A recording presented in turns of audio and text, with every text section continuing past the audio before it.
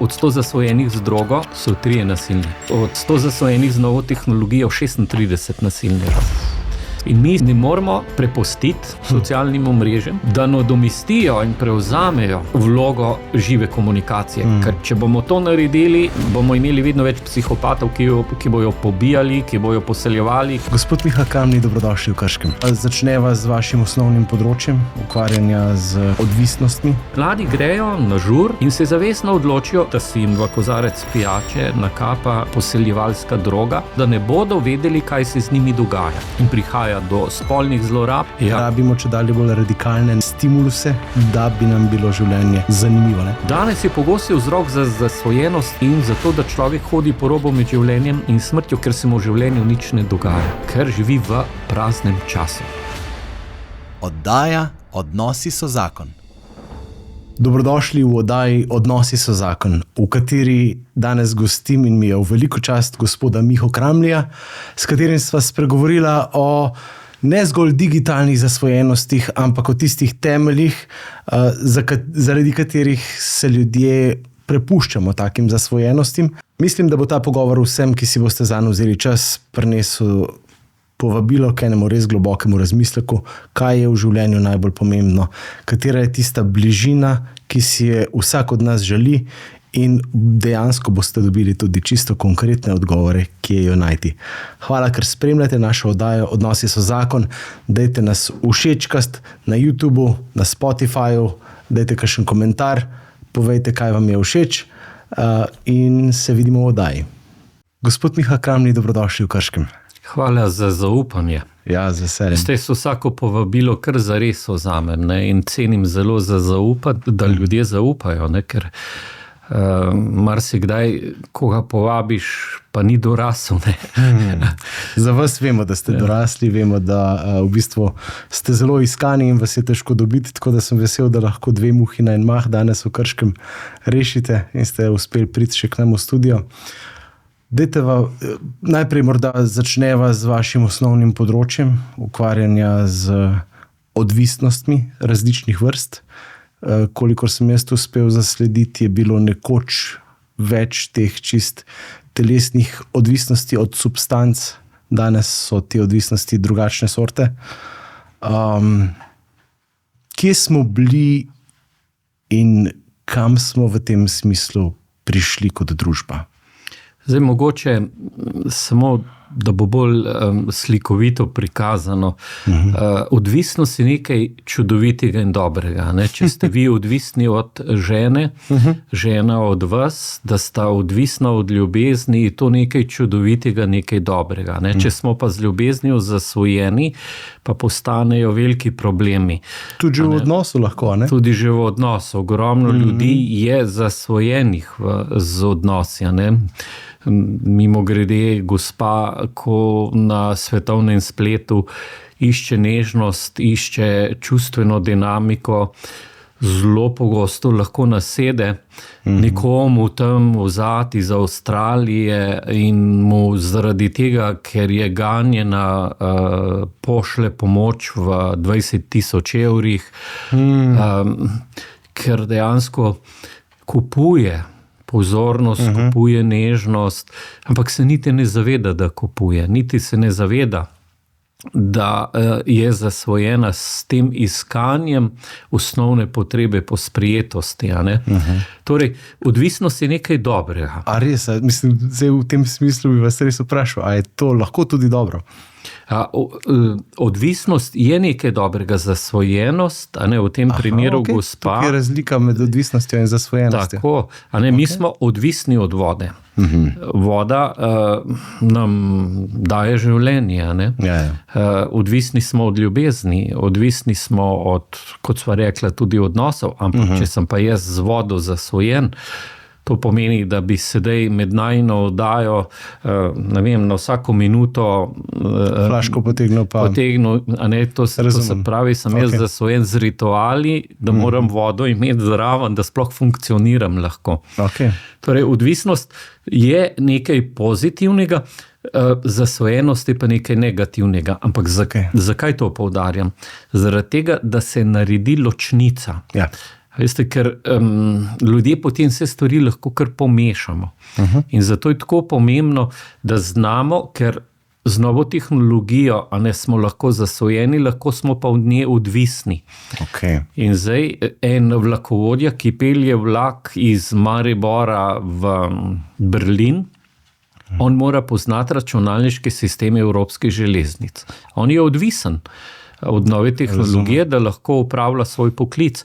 Bog ne daj pa iti na vlak, kjer je vlakovodja zasvojen z novo tehnologijo, ker ta vlak gotovo ne bo prišel do Berlina. Ne? Okay.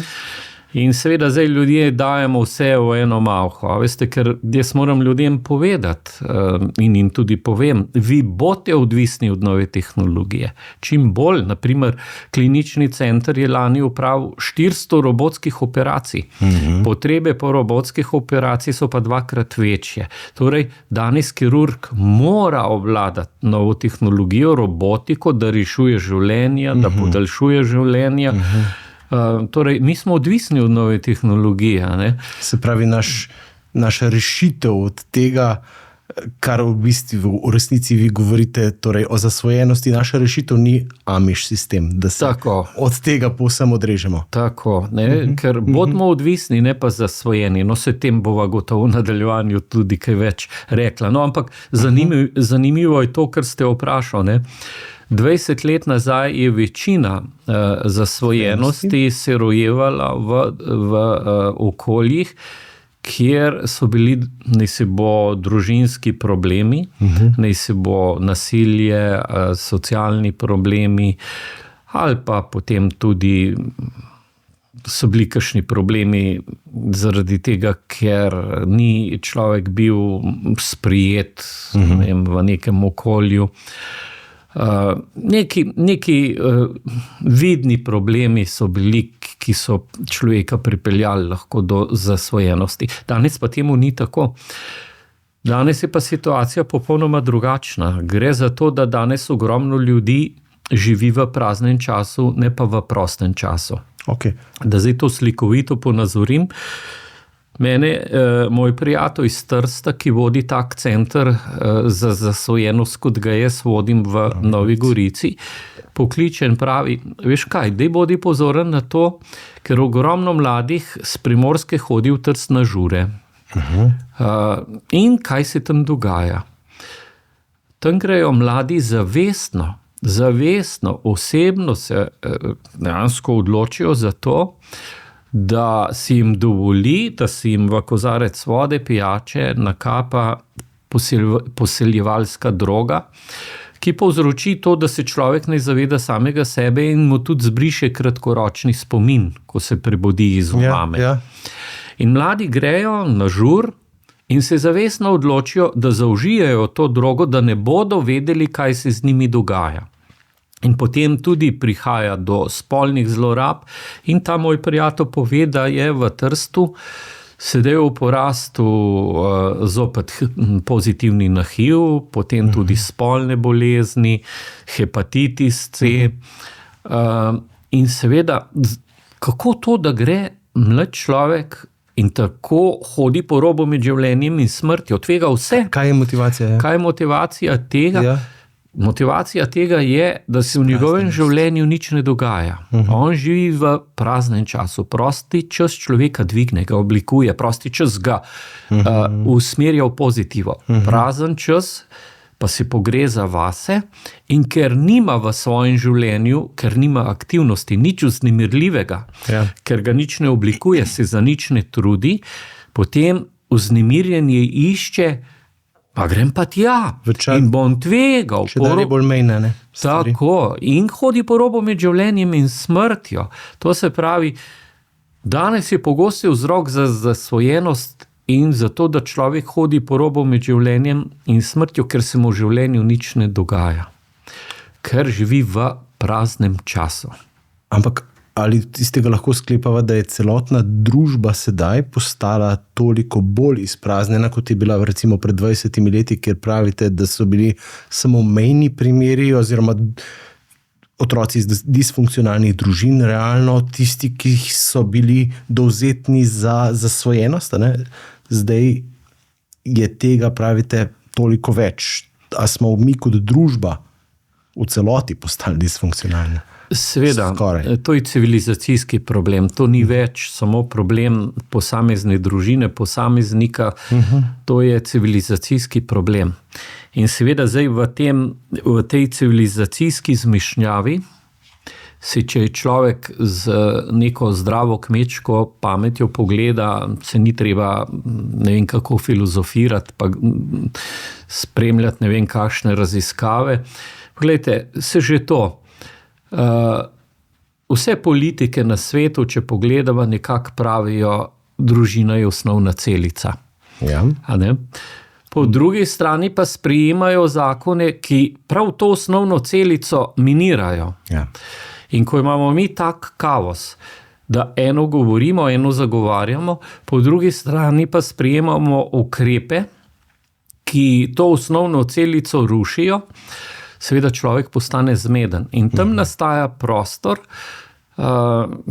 ki lahko pride do deviantnih, nesprejemljivih pogledov, doživljanj in tako dalje. Poglejte, filmski svet, ki zelo kroji naše življenje. Ja, in eden od pogojev, da film dobi Oskarja, je danes, da je toliko v filmu navzočih istospolnih odnosov, da je toliko ne vem česa navzočega, če ne more kandidirati za Oskarja, ne more dobiti nagrade. Diverzifikacije ni v filmu, ne? Ampak zdaj je tako. Jaz bom čisto preprosto povedal. Jaz imam rad ljudi in jih imam tudi v skupini, ki so istospolno usmerjeni. Jaz imam rad ljudi, ki imajo tudi drugačne težnje. In oni imajo pravico, da živijo po tem svojem čutenju. Ne more pa ta skupina ljudi, ki ima ta nagnjenja, kroirati v svetovnih razsežnostih vzorce življenja. Ja. In dejansko smo prišli do tega, da sedaj ta manjšina ruši tisto, kar je naravno, kar je ustvarjeno, če rečeva, da smo ustvarjeni po Božji podobi. Cel človek je mož in žena, cel človek je par, a ne? Sedaj z nekimi takimi potezami, ki jih dela filmski svet, veste, v družbo prinašamo, kot da je bolj sprejemljivo in bolj učinkovito živeti to, kot pa slediti svoji Božji podobi. No? In to se mi zdi, veste, da je nevarna pot. No? Ja, ni več nobenih nekih jasnih usmeritev. Jasno pa je, da ljudje danes ne želimo slediti usmeritvam, ki izvirajo samo iz nekega moralnega imperativa, zato ker smo tako rekli. Ne? Pomenska izpraznitev, ne, družine kot take. Ne. Jaz bi tako celo rekel dva primera povedal, veste, da bo to bolj razumljivo. Super, ja. Se mi zdi, da gre za razsmisljenje, ne, družine, kar se pač vidi v porastu ločitev, pomanjkanju v bistvu odločitve za poroko in tako naprej. Ne vidijo, družba v tem ne vidi take vrednote, kot bi jo v bistvu moralo. No. Točno to. In zdaj, gledajte, posledica je pa potem lahko otrok, mladostnik, ki živi v takih okoliščinah in začuti potrebo po spremembi spola. Jaz sem v teh 25 letih dela v centru doživel 3 take primere. Pri nam je to zelo dobro urejeno. Veste, to gre skozi proceduro. In če ni osnov za spremembo spola, ne bo spremembe spola. Osnove bi pa morale biti kakšne? To pa, veste, zdaj se lahko nekdo odloči za spremembo spola, zato ker je to moderno. Ker on tako misli in se želi. Se tako počuti. Ja. Tako. In ker se je on to zmislil in hoče biti Jack in frajer in ne vem kaj vse, pa nam to ne gre tako skozi. Je komisija, in mora iti skozi vse te procedure preverjan, da ta komisija vidi, da je tu, naprimer, primer, ki sem ga jaz imel, dekleta, ki je želela spol zamenjati, ko se je tako povoje leta in leta povijala, da se je deformirala in je bilo že tudi njeno življenje ogroženo. In seveda, skozi celo proceduro se je prišlo do ugotovitve, da je pri njej zaradi vseh teh dejanj, ki jih dela skozi leta, njeno življenje ogroženo, če se to ne naredi. In je do tega potem tudi prišlo, ker je bila neka osnova. Potem je bilo pa dekle, ki bi tudi spol zamenjala zaradi trendov, zaradi tega, da pač odigra neko vlogo, pa ni šlo skozi. No, ampak teh pojavov, teh, ki sem ga zdaj omenil, da se ustvarijo lažne potrebe, da zaradi tega, ker doživi neko stisko, želi zbežati z te stisko, tudi po poti, da si zamenja spol, bo vedno več zaradi tega kaotičnega stanja. Ne? Verjetno spet neka podobna stvar kot pri tisti drogi v Trstu. Ja. Rabimo čedalje bolj radikalne neke stimuluse, da bi nam bilo življenje zanimivo. Ne? A ste mimogrede lahko rečete kakšno temo na družinsko ozadje teh recimo primerov, ki ste jih poznali? Je bilo tam kaj, kar bi se preventivnega dalo narediti, recimo, da bi ne prišlo do takšnih potem potreb in takšne želje po spremembi spola, recimo? Danes sem imel v ambulanti in primer gospe, ki pride in pravi, veste, moj mož je dobil zdaj 1 leto prepoved približevanja, ker me je fizično tako dal v pretepu, kaj naj naredim, pa jaz ga imam še vedno rada. In jaz sem potem vprašal, kaj je za vas ljubezen. In zdaj veste, jaz vedno bolj ugotavljam, da ljudje sploh ne vemo več, kaj je ljubezen. Ljubezen je nova pot. Ljubezen je spoznati, ljubezen je razumeti, ljubezen je tudi zaznati.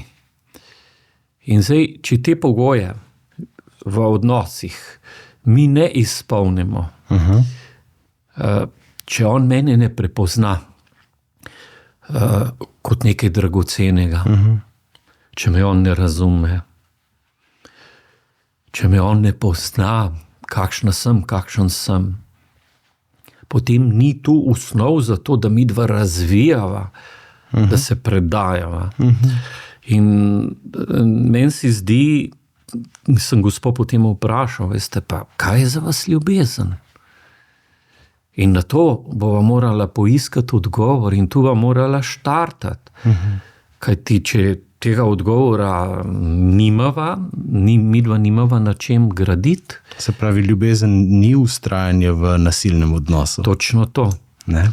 Ker tu gre zdaj za vprašanje, lahko prideva tudi do tega, da boste mogla priti do odločitve, da mu dovolite, da odide. Ker ona noče odidati. Ampak zdaj nastane tudi vprašanje, ne samo kaj je ljubezen v partnerskem odnosu, ampak kaj je tudi ljubezen do samega sebe. Ja. Ker če želiš vztrajati naprej v nasilju, če želiš vztrajati naprej, da je tvoje življenje ogroženo, kje v svojem življenju si postavil samega sebe? Ja. In na to bova mogla midva poiskati odgovore. In to je terapija. To je tisto zdravljenje. Ljubezen je nova pot. Najprej do samega sebe. Tako. In seveda, zdaj pa, če ljudje vztrajajo in imajo otroke in živijo v takem objemu odklonov, seveda se lahko v teh odklonih potem, ker živimo v okolju polno umetno ustvarjenih obljub, potreb in usmeritev, človek, da se izogne bolečini, da se izogne takemu doživljanju. Ker otrok je pa zato zelo senzitiven. Točno to. In gre na neko igrico in vidi tam nekega junaka, ki zmaga v vseh okoliščinah, se identificira z njim in ga to oblikuje. In če nima tu nekega spremljevalca, se njegovi možgani lahko adaptirajo na nasilje. In seveda, če zdaj midva pogledava, vidiva, da je štart tega v njegovem domačem okolju. In, v očetu in v mami, ki se najprej ne znata sama sebe imeti rada, potem pa ne znata imeti drugega rada. Preigravata vzorce verjetno iz svojih primarnih družin. In ta otrok še nekaj doživi. Veste, ta otrok doživi še to, ker živi v takem okolju. Veste, da mu noben ne pove, veš, dragi moj sin, draga moja hči, ne more biti vsakamu na tvoj prijatelj. Veste, tukaj ne gre zdaj za to, ko jaz rečem Mona, da poslabševalno gledam na nekoga. Okay. Ampak zakaj gre zdaj? Tukaj gre za to, da družina, ki je živa, bo otroku jasno pomagala oblikovati kriterije, kdo je lahko njegov prijatelj. Če je tvoj cilj, da si zdrav, če je tvoj cilj, da dokončaš šolo, če je tvoj cilj, da imaš prijatelje, ki so dobri, če je tvoj cilj, da si v družini razumeš, če je tvoj cilj kariera, zdaj pa pride en tip, tvoj sošolc in reče, kaj va šla danes na matematiko, greva pa va eno marihuano požgala, pa en pir rukanla, ker ta prefoks matematike je dolgočasen. Če zdaj jaz njemu sledim, jaz svoj cilj biti zdrav povozim. Svoj cilj, da si bom z družino razumel, povozim. Če bom tako nadaljeval, bom svoj cilj, da bom imel kariero, tudi povozil. To se pravi, jaz ne govorim, da je ta človek slab, ker mi je nekam povabil, ampak vem, da ne sodi v moje življenje. Jaz vem, da se z njim ne morem družiti. In zdaj je večji del mladih, ki nima priložnosti, da bi v krogu družine izoblikovali standarde, kriterije, kdo je lahko njihov sopotnik v življenju. In potem oni kar potegnejo svetovnega spleta, med odmorom nekega sošolca, a pa niti ni sošolc. Samo zato, veste, da nekaj je. Se pravi, odprti za kakršenkoli vpliv. Nima pa higiene, volje, uvida, da more slediti ciljem, ki jih je izoblikoval, in da more stati za svojimi cilji in da more imeti energijo, da obrani svoje cilje. Ker mu družinske razmerje, ker je kaos, pokurijo vso energijo. Ja. In potem bo on energijo iskal vseh teh stvareh, vsi za enega, eden za vse. Pa daj, kaj boš svoje ta stare poslušal, ti si naš. In seveda je to privlačno, zato ker je tako obremenjen s temi družinskimi okoliščinami, da mu to izven družine pomeni neko popestritev. Ja. Zato mi je pa tako zanimivo to, kar vi pravite, ker v resnici to je tudi to, kar pri nas kot družini in življenju govorimo. Pa mi je bilo všeč, ko ste rekli družina, ki je živa, Ja. se navezuje. Takoj. Se pravi, rešitev ni v tem mladostniku, rešitev je v starših, v očetu in mami, ki sta živa med seboj in ki skrbite za to higieno v družini. Higiena v družini se pa začne s higieno medosebnega odnosa znotraj para. Glejte, morda, če gremo malo v to smer. Jaz bi tako rekel, kako skrbeti za to higieno? Ja, ker jaz bom zdaj tako rekel, veste, kristjani ali pa katoličani smo zelo narodni. Veste, mi zelo nespretno interpretiramo Božjo besedo. Velikokrat jo niti ne znamo interpretirati, da bi sodobnik razumel. Ja. In seveda, veste, kaj pomeni biti ustvarjen po Božji podobi? In gledajte, jaz sem pogostokrat zaprepaden nad nevednostjo, ki jo kristjani imamo, ne? Pa imamo najpomembnejšo knjigo sveta, Svetopismo, pa ali ne beremo, ali se ne poglabljamo in ne vem, v glavnem... Ali vse troje. Ja, poglejte, kako čudovito smo ustvarjeni, ker smo ustvarjeni po Božji podobi. Poglejte, kaj nam je Bog dal. Tam, kjer je družina 2 do 3 ure na dan povezana,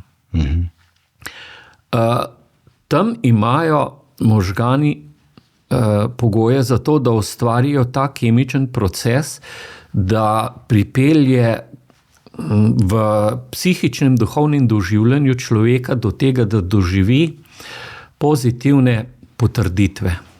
To se pravi, tam, ker se mi 2 do 3 ure na dan družimo, kaj zapojemo, kaj skupaj preberemo, skupaj igramo, imajo možgani vso možnost, da v človeku sprožijo najbolj potrebne potrditvene občutke.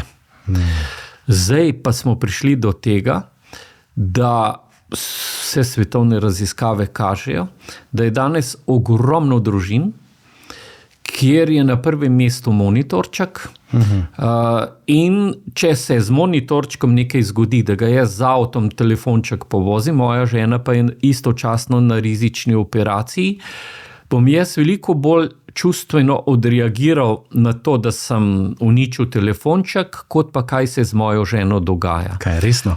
Svetovne raziskave kažejo, da je vedno več družin, ki ima tako dinamiko, da en monitorček veliko bolj sproža neka čustvena dogajanja, kot pa bližnji. Endorfinčke. In zdaj smo prišli v situacijo, da je vedno več družin, kjer je monitorček glava, ne pa bližnji.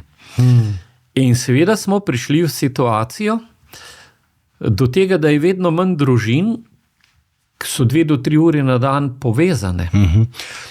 In zdaj nimajo možgani možnosti sprožiti potrditvene občutke, ampak jih monitorček sproži.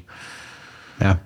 Hotel sem čisto mečken pobrskati globlje tu na tej točki te povezanosti, ne? Ker smo v resnici že sami velikokrat tudi vzgojeni v družinah, kjer morda tega ni bilo. Tudi starši, precej zasvojeni z monitorčki in tako. Dejva biti zelo konkretna, pa dejva čistko pač v smislu navodil pa idej, kaj početi te 2-3 ure skupaj kot družina, da se lahko ustvari ta povezanost, o kateri govorite.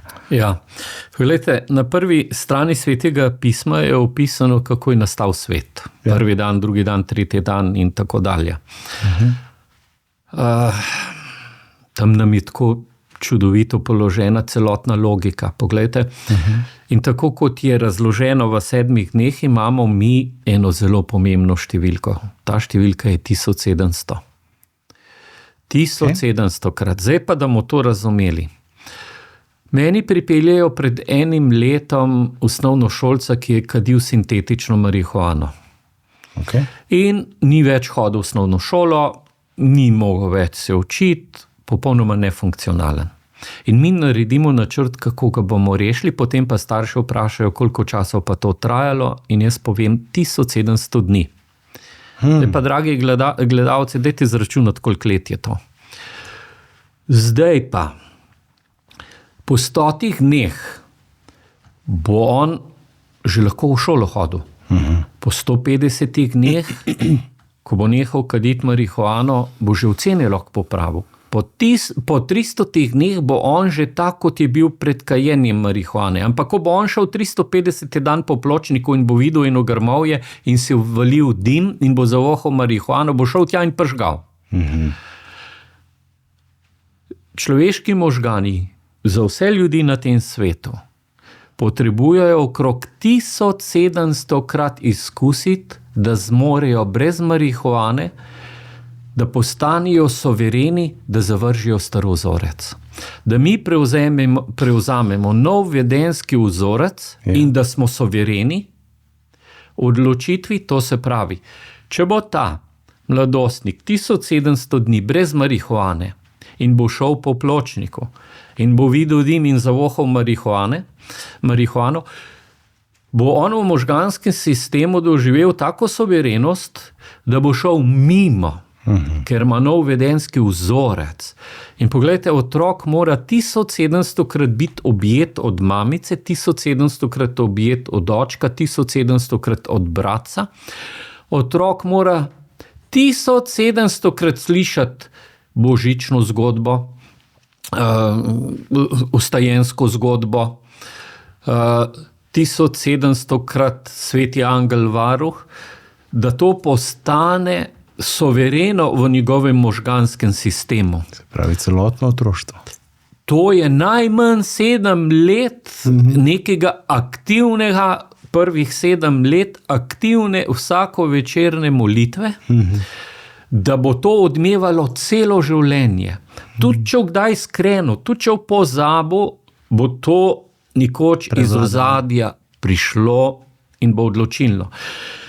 Zdaj pa, poglejte, ko mi 1700-krat obiskujemo obrede, molimo, beremo svetopismo, poslušamo svetopisanske zgodbe. In če mi ob tem, ko je 1700-krat nekega verskega življenja, smo omogočili, da ta naš otrok, ko sliši 500-krat svetopisanske zgodbe, v domišljiji naslika Jožefa in Marijo, ki gresta z osličkom v Betlehem. Ko bomo 1000-krat prebrali to zgodbo, ne bo samo v domišljiji naslikal Marijo, Jožefa in oslička, ampak bo ob tem imel že neko doživljanje. Potujeta, Madonca sočustvujem z njima, to je bilo res naporno. Bo do tega razvil odnos. Bo začel razvijati odnos do tega. Ko bomo pa mi 1700-krat prebrali to zgodbo, bo pa on to znal aplicirati v svojo življenjsko pot. Sicer ne bo potoval na osličku, bo potoval kjerkoli, s čimerkoli, Bog ved, kdo bo na poti ga spremljal, klej je bil Jožef, klej je bila Marija. V glavnem znal bo to aplicirati v svoje življenje. Bo pa znal potovati skozi napor. In točno to. Ja. In zdaj, kaj nastane tu? Staviti nekim nejem, ki bodo prišli tam v Betlehemu in tako naprej. Točno to. In tu bo znal, v bistvu, tu je začetek rojevanja abstraktnega razmišljanja. Zdaj pa, ker je on šel skozi vse te 3 faze, skozi vse te 3 domišljijo, doživljanje, apliciranje v svoje življenje, abstraktno, pogoji za abstraktno razmišljanje, in zdaj je on študent in zdaj je on na dnu. In ima hudo življenjsko krizo. In zdaj navija, bi se ubil, a bi živo.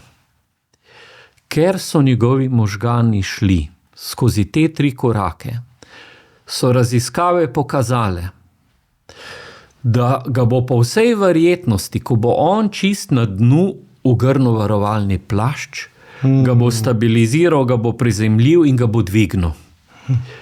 To se pravi, mi temu kristjani rečemo, da je to božji objem, božja milost, božji poseg. To se pravi, ima pa to čisto znanstveno osnovo. Tudi. Ima pa znanstveno osnovo. Kristjani ne verujemo v pravljice. Kristjani ne verujemo v nek izmišljeni protokol. To je živa resnica. In glejte, tukaj gre zdaj za to, ker smo ustvarjeni po božji podobi. In če mi verjamemo v božji program, pride do tega, da ko sem jaz na dnu, je naš možganski sistem zaradi božje milosti sposoben iz iskrice narediti ogenj, iz teme svetlobo. Ampak zato moramo moliti, brati svetopismo, zato moramo mi možgane nahraniti z pozitivno vsebino, z božjo vsebino, da potem to lahko deluje. Ker če tega ni, ne more to delovati. In zdaj, če smo mi tradicionalni verniki in da tega ne prakticiramo, Bog ne more delovati. Se pravi, vi postavljate ločnico med tradicionalnim vernikom, tistim, ki sicer je bil vzgojen v tem miljeju, pa v praksi ne verjame v božji program, če prav razumem. To je mrtva vera. Ja. To je mrtva vera, veste. Če človek teh 1700-krat, to se pravi branja skupaj z otrokom, molitve skupaj z otrokom, objemi, ki so nujni. A ne sej, na poti v Betlehem je bilo nešteto objemov, pa da je pomiril svojo nosečo ženo in a veste, ta pot niso samo pot, a ne, to je To je prispodoba, ne? To je v bistvu taka mitska pot, ne? Dajte mi prosim povedati, ko smo šla glih tako globok, kako pa vi osebno tako živite to, kako vi črpate iz teh izvirov, da očitno živite ta program? Ja, gledajte, jaz bom tako rekel, upam, da sem blizu temu, si ne upam reči, da sem. Da tudi, če se vse okrog mene podira, sem miren. Ker vem, kdo je moj prijatelj, kdo je moj spremljevalec. Veste, nekdo ima ne nek površen načrt, ne neko idejo, kaj bo z menoj. Preden si bil v materinem telesu, sem te poznal. To pomeni, a veste, da se prepustiš nekomu, pa se v življenju lahko marsikaj zgodi, se boli, se jokaš, se ne vem kaj. Ne pomeni idealke, ne? Ja. Tako bom rekel, zavoham malo tega, no, da če ta program uresničuješ, da lahko prideš do ene take trdnosti in stabilnosti, da tudi če se okrog vse podira, ostaneš miren. Se, gledajte, lahko nekje v Stari zavezi piše, pa sem pozabil, kje to je, a je David ali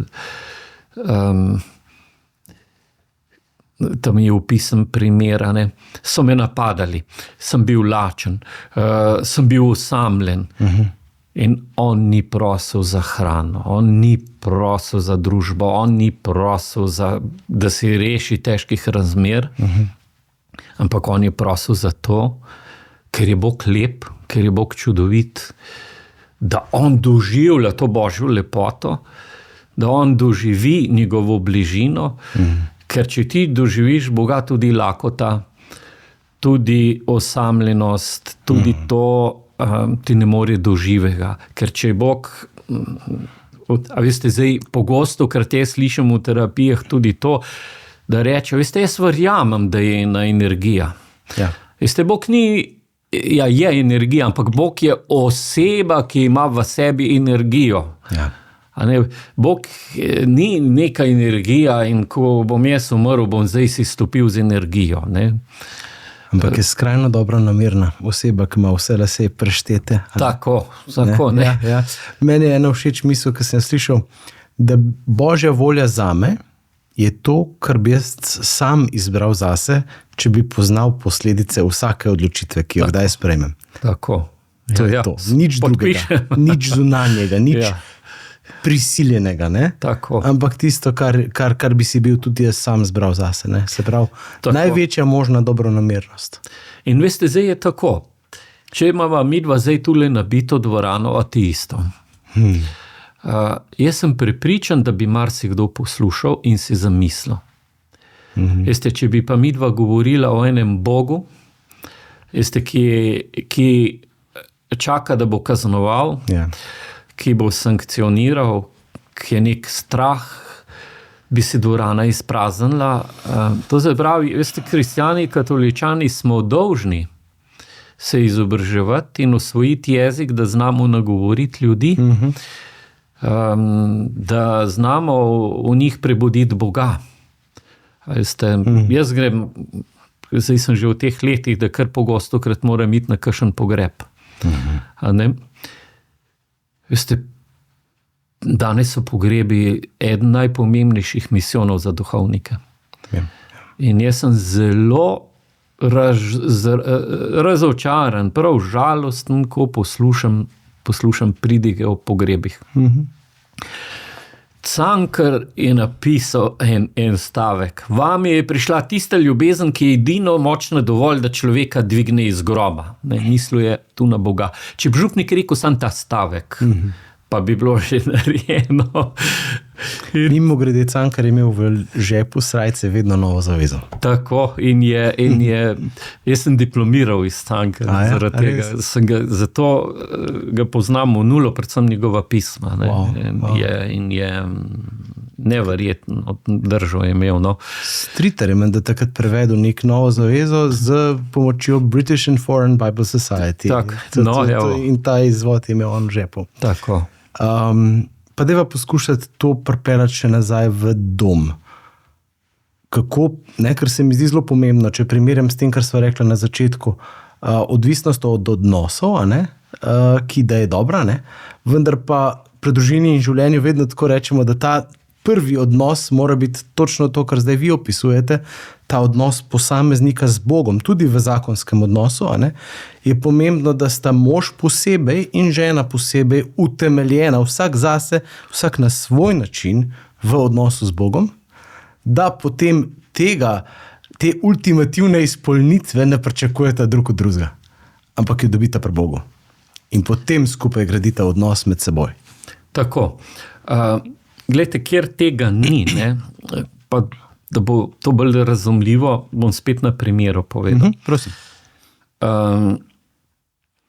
Poglejte, tam, kjer je družina 2 do 3 ure na dan povezana, je prostor za to, da možgani proizvedejo, kot sva rekla, potrditvene občutke. In seveda, če smo mi aktivni, kot sva opisala, je dejansko ta povezanost nekaj, kar osvobaja. Zdaj imamo pa ogromno primerov, ko ni povezanost, ampak je na primer obsedenost z otrokom. Pedocentričnost. In zdaj imamo tako obsedenost z otrokom, na primer, ko starši dejansko so zaljubljeni v cilj, ki ga imajo z otrokom.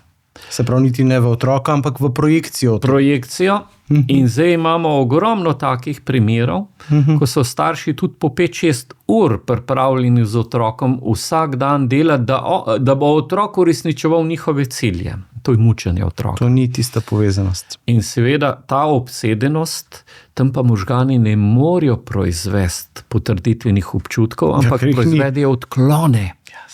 In zdaj imamo odklonov vedno več.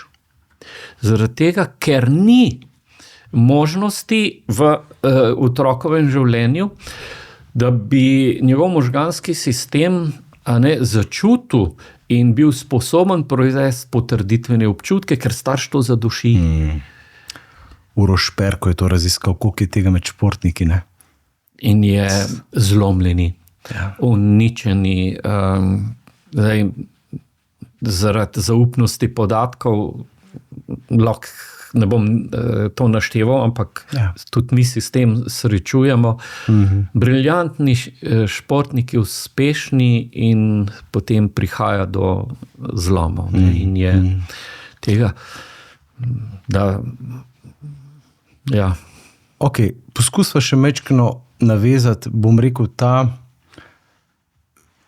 mislim, da se vse zelo povezuje, morava pa mečkano več povezave narediti. Se pravi, kako ta duhovna napolnjenost, izpolnjenost očeta, mame, ki primarno gradita odnos med seboj in ne z otrokom, v bistvu deluje kot avtomatsko, kot nek antidepresiv, kot nekaj, kar zmanjšuje potrebo po digitalnih odvisnostih, ki pa so nekako vaša zadnje čase primarna ali pa pač ena od pomembnih področij, s katerim se ukvarjate. Zdaj tako. še 2-3 leta nazaj sem rekel, vsako leto je slabše, glede digitalne zasvojenosti. Pa sem začel govoriti, vsak mesec je slabše, pa sem začel govoriti, vsak teden je slabše, pa sem začel govoriti, vsak dan je slabše, zdaj pa govorim, vsako uro je slabše, pa bom opisal. Okay. Včeraj se peljem na ene delavnice v Ljubljano, iz Nove Gorice v Ljubljano, in med potjo dobim klic. Ta klic pred 2-3 leti je bil enkrat na mesec. Zdaj pa, ko sem danes vozil iz Nove Gorice v Krško, so bili 3 klici. To je bilo prej, ne vem, enkrat na mesec, ker je zdaj iz ure v uro, ne vem, kdaj bo kakšen klic. Ta problematika digitalne zasvojenosti tako zareže in je tako pretresljiva, naprimer, pogledajte, od 100 zasvojenih z drogo so 3 nasilni. Od 100 zasvojenih z novo tehnologijo 36 nasilnežev. In zdaj mi govorimo, veste, ne samo o nasilju, da te nekdo udari. Ne? Mi zdaj govorimo o nasilju, ko gre mladostnik sredi noči v garažo in vzame kantico za bencin in jo poliva po hiši in začne sredi noči tuliti, če mi ne vrnete telefon, bom hišo zažgal. To gre torej za nasilje, veste, ko dejansko je ta otrok sposoben vse temelje zažgati. To je resničen primer, ki ga opisujem. Prav načrtno sem vzel ta primer, ki je ogenj, ki bo vse skuril. Ves znoj in trud, ki sta ga starša vlagala v to, da je hiša, v to, da sta eksistenco zagotovila. Ampak ob tej gradnji nista zgradila sina, ki je prišel v to stisko. In zdaj, veste, ko ste vi to vprašanje zastavili, gre tukaj za eno zelo, in tukaj smo katoličani zopet na preizkušnji in imamo izziv, veste, kako vsem ljudem predočiti, kako pomembno je usposabljanje za partnerstvo. Ker to ni kar podarjeno. A veste, razmere v današnjem času so se spremenile.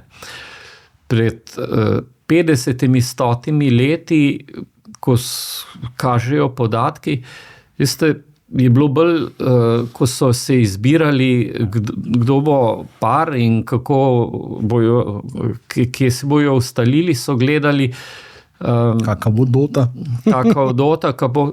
Veste, in je bila to osnova za to, da so se ljudje povezali, in seveda, ker je družina nudila potem neko varnost, zaščito, ne ljubezen, eksistenco, so vzdržali tudi napetosti. Ja.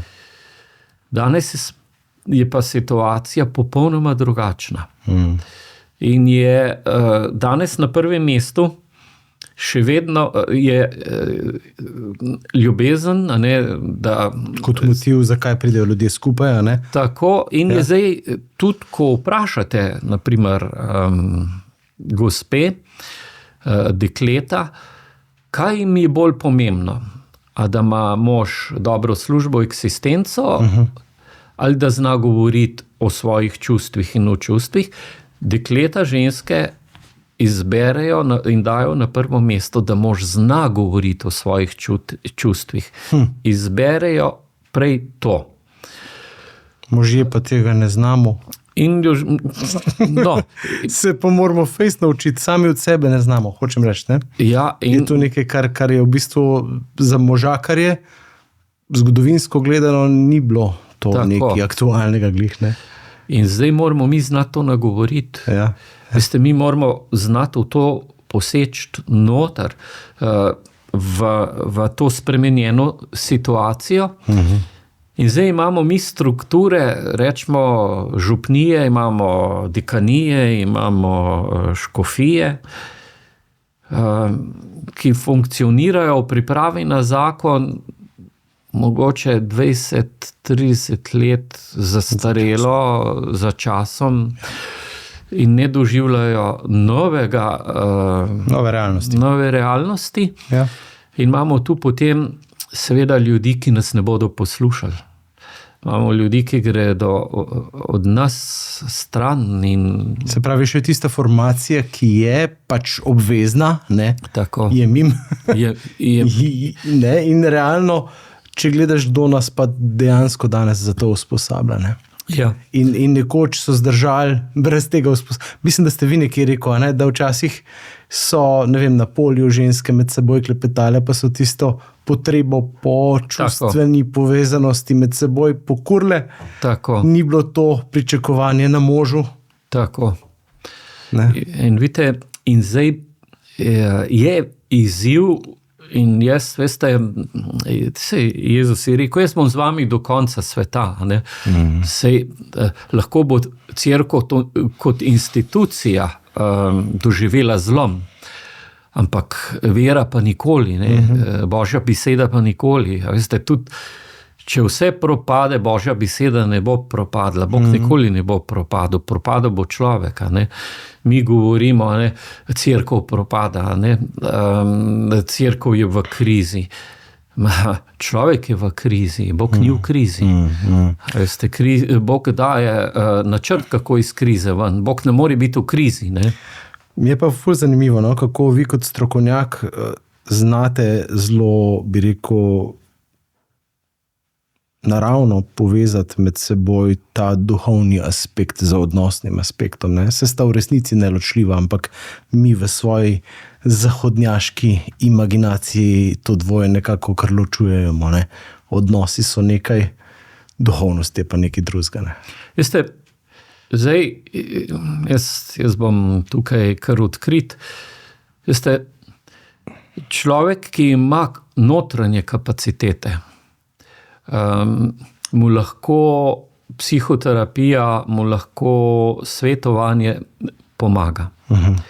Veste, človek, ki pa nima notranjih kapacitet. Kaj to pomeni konkretno? To se pravi, ki ima svojo notranjost tako zamrznjeno, veste, da ob besedah ne more priti do uvidov, do iskric, ampak kar vztraja v svojem.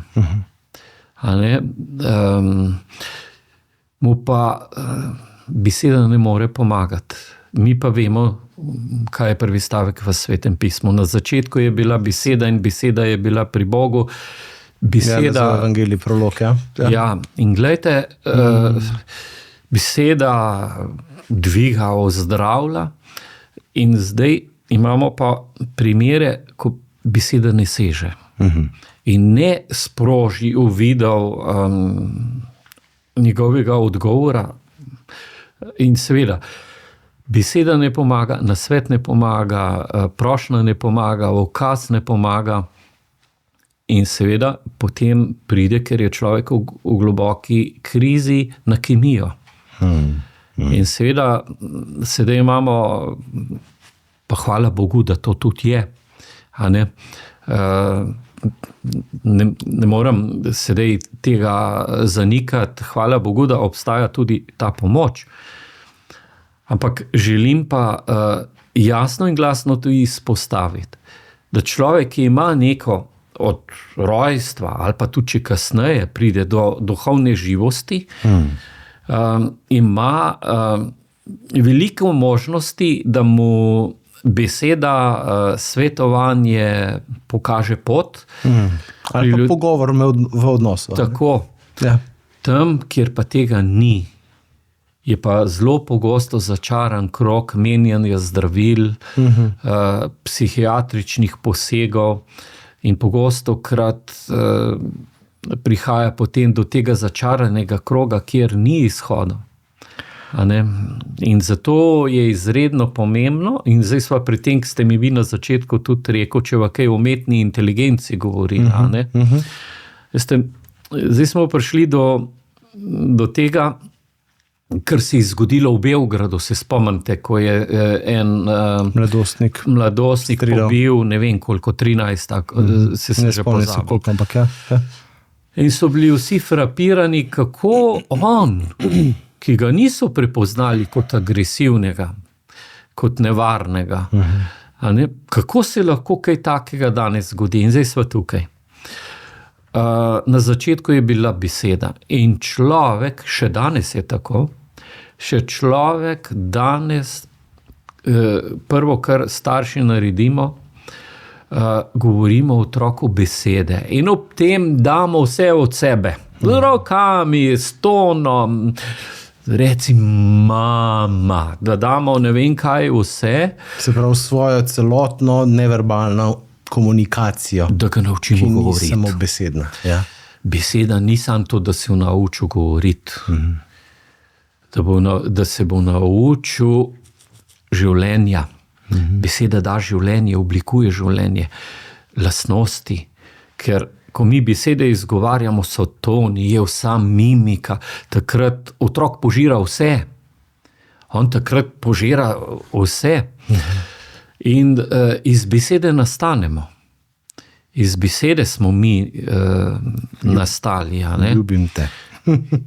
In zdaj gledajte. In vse, k čemur to vodi. Ja? Zdaj pa seveda beseda nas ne samo postavlja, tudi podira. A ne? Tako. No in zdaj imamo mi te besede, ki nas oblikujejo in mi v besedi nastajamo in tudi naše lastnosti, naš notranji svet, vse ob tem nastaja. Zdaj imamo pa mi socialna orodja. In imamo virtualno, in to postaja tako močno, da je vedno manj besed. In zdaj imamo mi socialna omrežja, ki nadomeščajo živ odnos, živo besedo. Snapchat, si pošljem slikco. TikTok in vse te zadeve. In zdaj kaj se zgodi?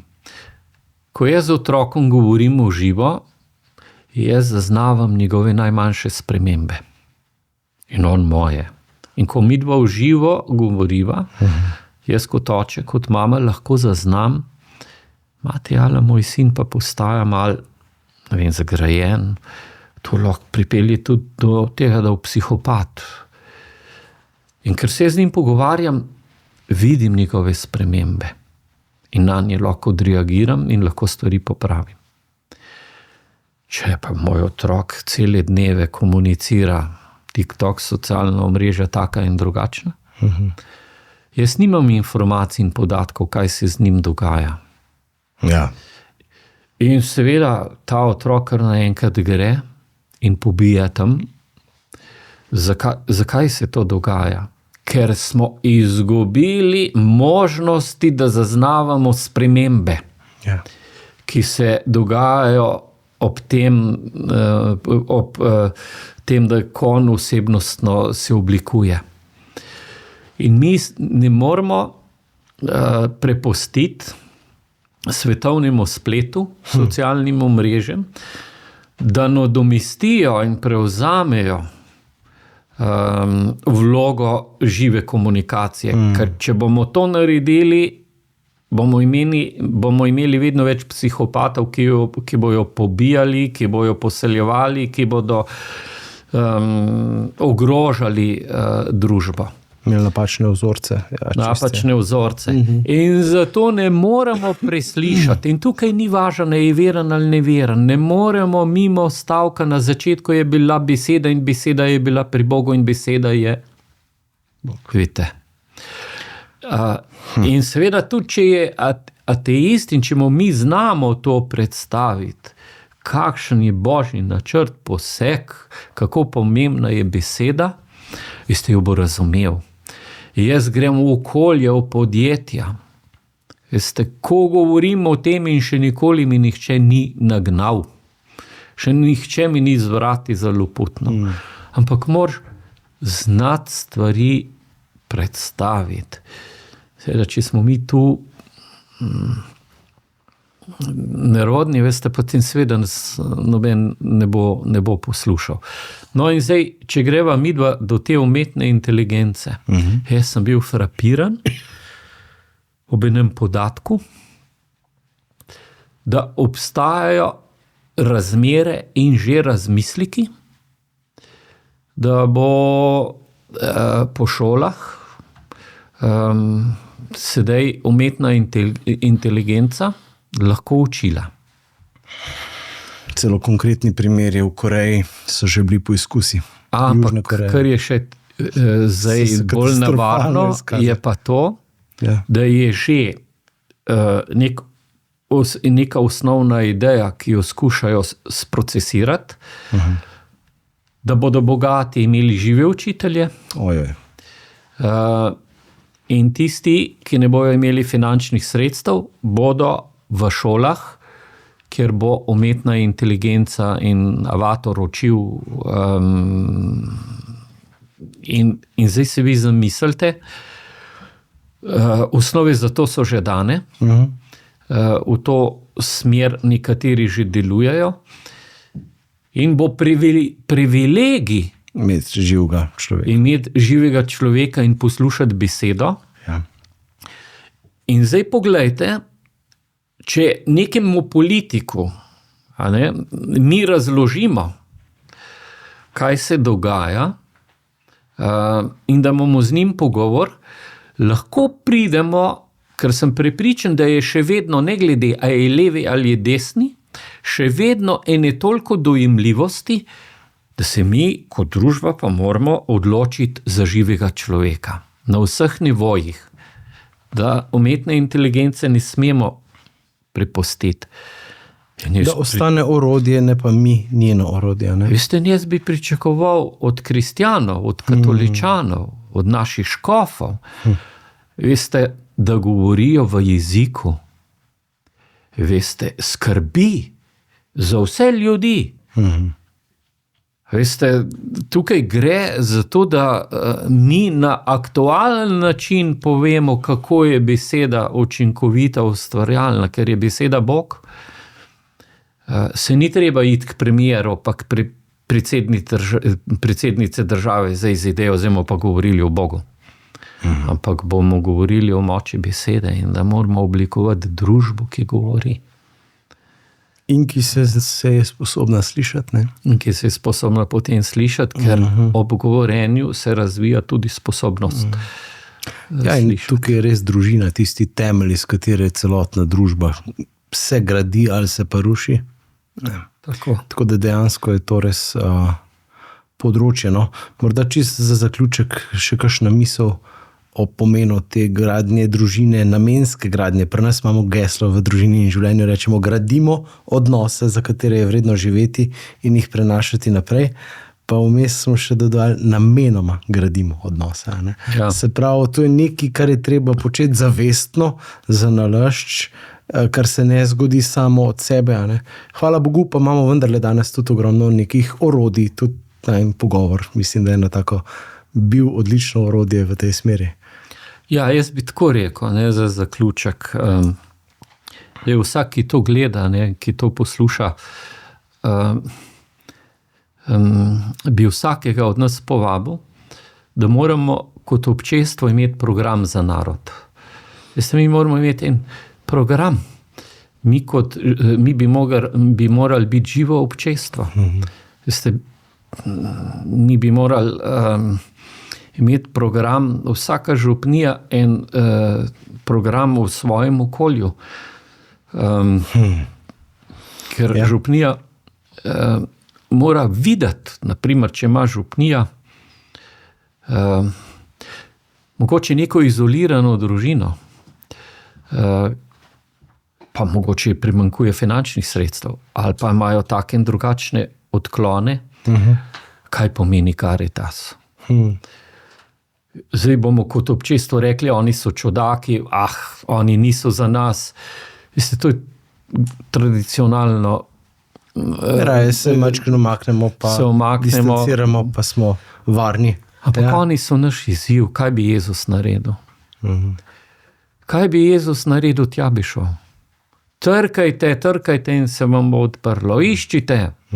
Un advokat je rekel, ki je prihajala k njemu žena, pa ga prosila, ne vem kolikrat, pa je rekel, Madonca, zdaj ima pa tako dost Ti bom pa pomagal, ne, svetopisanska prilika. Ne. In tukaj se mi zdi, da moramo iz te cone nekega krščanstva Zgolj kulturnega. Ne? kulturnega iti v akcijo Ja. in prepoznati izzive, ki jih imamo v župniji. Ne? In mi imamo kar, ne vem, koliko je v Sloveniji župnij. Zdaj bom lahko izpadel zelo kritičen, ampak se bojim, da imamo večji del zaspane župnije. Ne? In da župnija, občestvo zna v župniji prepoznati ljudi, ki potrebujejo obliž, ki potrebujejo našo pomoč. In ko jo oni videli, so jo spraševali, kako pa oni to zmorejo. Pa so jo zastavljali vprašanje, kakšen je pa njihov program. In se nam bodo lahko potem pridružili, ker bojo videli, kje mi dobimo moč. In jaz vidim rešitev v tem, je prišel bogataš in rekel, glej, Jezus, jaz vse spolnujem. Jaz vse spolnujem.